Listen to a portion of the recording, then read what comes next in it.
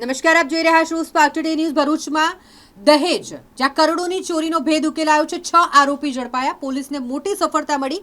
3 કરોડથી વધુનો મુદ્દામાલ કબજે કરાયો છે. જીઆઈડીસી વિસ્તારમાં મોટી ઘરફોડ ચોરી, જેને ગણતરીના જ કલાકોમાં ભેદ ઉકેલી પોલીસને મોટી સફળતા મળી છે. દહેજની ગુજરાત ફ્લોરો કેમિકલ કંપનીના વેરહાઉસમાંથી આશરે 3.25 કરોડથી વધુના સામાનની ચોરી કરવામાં આવી હતી. પોલીસે સીસીટીવી અને સર્વેલન્સના આધારે કાર્યવાહી કરી રહિયાત ચોકડી પાસે વોચ ગોઠવી આરોપીઓને ઝડપી પાડ્યા. તારીખ 15 એપ્રિલ 2026 થી લઈ અને તારીખ 16 એપ્રિલ 2026 ની વચ્ચે 24 કલાકના સમયગાળા દરમિયાન દહેજ ખાતે આવેલી ગુજરાત ફ્લોરો કંપનીના વેરહાઉસમાંથી આશરે 3.25 કરોડ રૂપિયાના માલ સામાનની ચોરી થઈ હતી.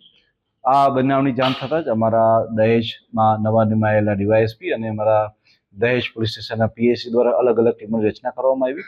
અમારા અહીંયાથી બી ડોગ સ્ક્વોડ અને એફએસએલની મદદ લેવામાં આવી અને ત્યારબાદ જે છે એલસીબી એસઓજીની તમામ ટીમો કામે લાગી અને આટલી મોટી કિંમતની ચોરીને ડિટેક્ટ કરવા માટે અથાગ પ્રયત્ન કરવામાં આવ્યો.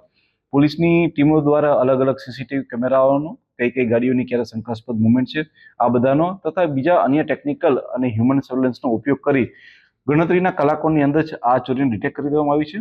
પૂરેપૂરા 3.25 કરોડના મુદ્દામાલ કે જે ગુજરાત ફ્લોરો કંપનીનો તેને રિકવર કરવામાં આવેલો છે.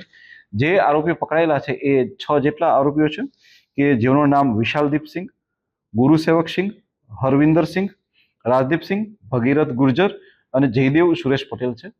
આ ચોરીની સાથે સાથે પોલીસે પોતાનો કોઈનો ઉપયોગ કરીને અન્ય 2 ચોરીઓ કે જેની અંદર દહેજ ખાતે જ ફેબ્રુઆરી મહિનામાં માધવ ઇન્ડસ્ટ્રીઝમાં થયેલી 2.5 લાખ રૂપિયાની ચોરી અને ભરૂચ રોડમાં થયેલી બાઇક ચોરીનો પણ પર્દાફાશ કરવામાં આવ્યો છે અને આ જ ગેંગનો હાથ હોવાનું પોલીસને જાણ થઈ છે.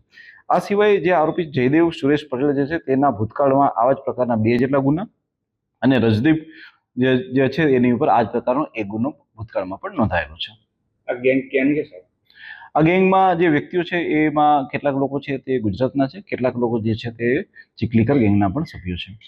સર, આની અંદર જે ગેંગ છે એમનું કોઈ કંપની કનેક્શન ખરું, કોઈ એમ્પ્લોય તરીકે જેવું કંઈ? ના, એમનું કોઈ કંપની તરીકેનું કનેક્શન નથી. આ તમામ જે છે એ ચીખલીકર ગેંગ સાથે ને કેટલાક જે છે તેના લોકલ લાઇટની સાથે સંબંધ ધરાવે છે. ચોરીની ઘટનાને અંજામ કેવી રીતના? એ લોકો બ્લુ કલરની એક બ્રેઝા ગાડી લઈને આવે છે અને ત્યારબાદ જે છે એ લોકો અંધારાનો લાભ લઈ અને ત્યારબાદ આ કંપનીમાં આવીને એ લોકો ચોરી કરી જાય છે.